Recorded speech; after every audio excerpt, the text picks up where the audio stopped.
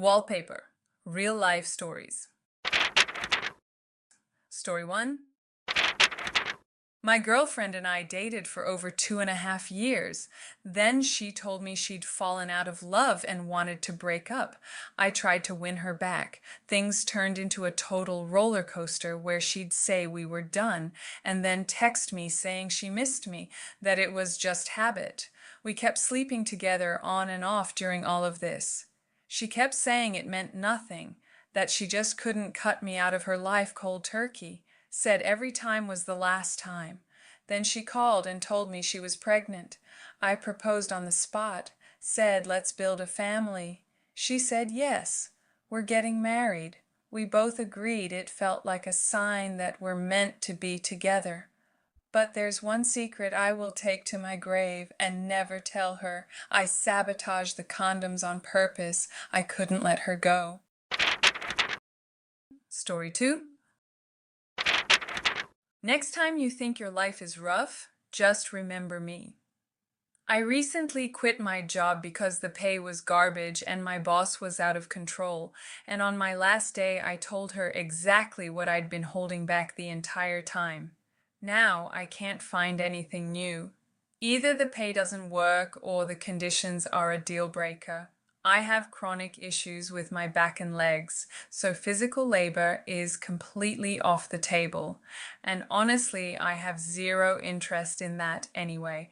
Remote work doesn't work for me either because I'm not good with computers or tech in general. I'm also not a people person at all. I can't stand dealing with strangers, so waitressing, food service, retail, all of that is a hard no. Basically, the only thing I'm actually looking for is a security checkpoint job like what I was doing before, because that's genuinely all I know how to do, and I have no interest in learning anything new. The problem is, there are no openings like that in my city right now, so I honestly don't know what to do. If I don't find something by mid-March, I'm just going to check myself into a psychiatric facility because at least there the food and housing are free. I was there for 2 weeks about 3 years ago when I was trying to get out of the military draft, so I know what it's like. Please don't come at me with advice about the future or starting a family or any of that because the very thought of it makes me sick. Story 3. I genuinely cannot stand people who keep pushing after you've already said no.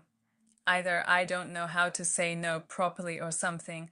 I honestly can't tell because I have two modes. I either say no super gently so I don't hurt anyone's feelings, or very rarely I just snap. Most of the time I just ignore it. But I am so done with people who won't take no for an answer. One friend keeps trying to get me to come over, but I have a real reason I can't make it. I tell him I have a 100-degree fever and there's no way I'm going out in this cold to hang out and drink. He goes, "Come anyway, we'll take care of you. I'm not taking no for an answer. I'm waiting for you." At that point, I just turn my phone off. Then there's another guy who has a thing for me.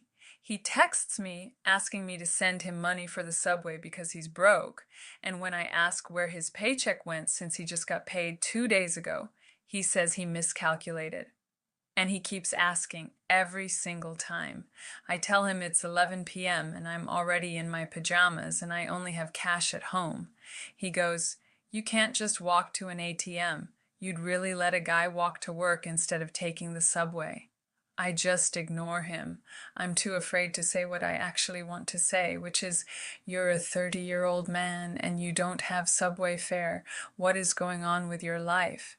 And honestly, situations like this keep happening with so many different people around me. Story 4.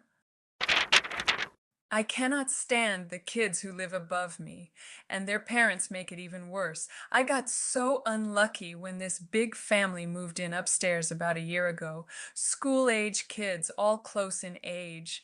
Every single evening it starts screaming, stomping, absolute chaos. I talked to the parents and got nothing but, "They're kids. They need to have a childhood. If you don't like it, that's your problem." But the best part is they kick the kids outside, and when it's freezing, the kids just hang out in the hallway and trash the place. They invite their friends over, and the whole hallway becomes their hangout spot. Meanwhile, the parents are clearly upstairs making another one. I brought that up directly to them, and the response was, "We're adults. We have needs. The kids are home at night and outside during the day."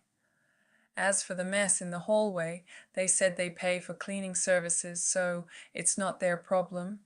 And their kids would never do that. Their kids are well behaved.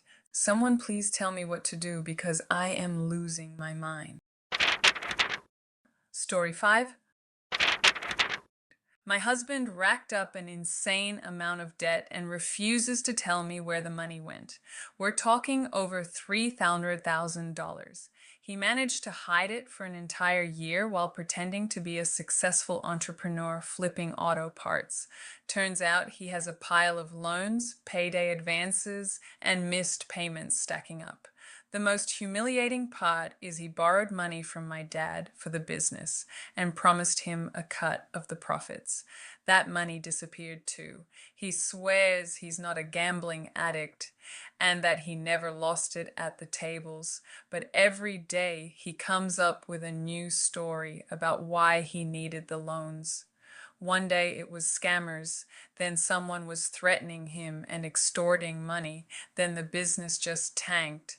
I feel like I'm looking at a complete stranger. This man has been lying to my face the whole time, and now I don't know what's true and what isn't. I have no idea what to do. To cover the debt, we're probably going to have to sell the car and possibly the apartment too. It's a nightmare. Story 6. When I was young and dumb, I used to sell nude photos of myself in an online chat. It was my broke college era, and at the time it felt like the easiest money I could make. That was over 10 years ago. At some point, I stopped, moved on, and completely forgot about it. Got married, had a kid, became a proper devoted wife. Then recently, those photos resurfaced. Some stranger messaged me threatening to send them to everyone in my contacts. He sent one photo as proof, and it was definitely me. I made the decision to block him and come clean to my husband. And if the photos get leaked, so be it. I'll go to the police. Story 7. I'm married with a 1-year-old son. For the entire past year since he was born, I've been thinking about divorce. My husband just does his own thing, drinks constantly, disappears with his friends after work, and I'm always alone with the baby. I know he's an alcoholic. Before I got pregnant, he got sober and promised he'd never go back to it. He lasted a year, and then it all started again. I don't know what to do. I'm scared to actually go through with a divorce. All my family is in another city. We have a joint mortgage and loans together. But the hardest part is that I know he genuinely loves us so much. And I love him too. I just can't keep living like this. I keep hoping he'll come around. I'm terrified that if I leave, I'll lose my mind from the loneliness and from losing someone I actually love. Story 8. Right before New Year's, I decided to get my girlfriend some gifts. We live in different cities, so I asked when we could meet up so I could give them to her. She said she wasn't ready for guests yet and to come next time. I said fine, but then I got the idea to message her mom directly, explain that I couldn't deliver them in person, and ask if she could pass the gifts along. I sent the message. Her mom read it but never responded. The next day, my girlfriend told me I violated her boundaries and that the fact I reached out to one of her family members was completely out of line. This was New Year's Eve. Now she doesn't want to talk to me anymore. She said she's leaving everything bad behind in the old year. Obviously, I tried to apologize and talk it through, but she sees the whole situation, however is convenient for her, and has no interest in hearing another perspective. Story 10. My mom abandoned me when I was 11. She got married and moved to another city, just like that. No dad in the picture either. I was raised by my grandparents, and honestly, I have no regrets about that. After she got married, she tried calling and texting for a little while, but by the time I was 14, we had zero contact, and I didn't even know her phone number. I grew up without her for over 14 years, moved to a new city, finished school, built a life. Then, out of nowhere, when I was 25, she showed up again. Things weren't going well in her marriage, so she suddenly remembered she had a daughter. The past 3 years have been my own personal hell. We met for the first time at my grandma's place. She doesn't see me as an adult at all. She's completely frozen at the version of me that was 11 or 12. For our first meeting, she brought me a Barbie doll. When I mentioned I live with a man, she was in complete shock. She talks to me like I'm a child. Thank God she doesn't have my address in the other city, or she'd already be at my front door. She steals photos of me from social media and posts them on her own page with captions like, "My daughter" and "My pride and joy." It bothers me because she had absolutely nothing to do with the person I became. She doesn't know my interests, my friends, or even what I do for work. On one hand, I can see that something is genuinely off with her, whether it's drinking or some kind of mental health issue. On the other hand, why do I need this person in my life at this point? She made her choice when I was 11. She left. Do I owe her anything now? Story 0. Okay, I need to get this off my chest.